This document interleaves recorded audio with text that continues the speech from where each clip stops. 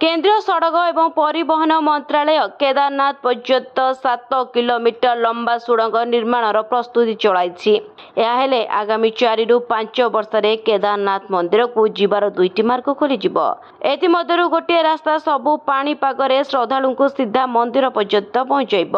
वर्तमान गौरीकुंडरू रामबाड़ा लिचोली होई केदार माध्यम पर्यंत पाद चला मार्ग 16 किलोमीटर लंबा अछि। सुड़ंग निर्माण पर यार दूरता 5 किलोमीटर हो। 2013-2024 जुलाई दुर्घटना शिक्षापाद केंद्र सरकार केदारनाथ मंदिर पर्यंत नुआ सुरक्षित रास्ता निर्माण योजना उपरे काम आरंभ करछथि। सेतिपाई मंत्रालय पहाड़र प्रारंभिक सर्वेक्षण कर सारिछि। एही सुड़ंग उत्तराखंड रे 6562 फुट उपरे निर्मित हेबो। एहा कालीमठ घाटीर शेष गाँ चौमासी लिचोली पर्यंत लंबिब। लिचोली केदारनाथ मंदिर 5 किलोमीटर पूर्वर अछि। चौमासी पर्यंत पक्का सड़क अछि। सेठारे क्यारो जाई परिबे। तापर सुड़ंग एवं लांचोली मंदिर पर्यंत 5 किलोमीटर चलवाकू पड़िबो।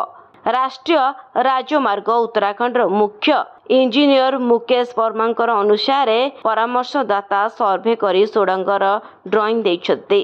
केंद्रीय अधिकारी मानकर टीम एहाकू अंतिम रूप देइछथि। कालीमठर रास्ता गुप्तकाशी कटि जाए।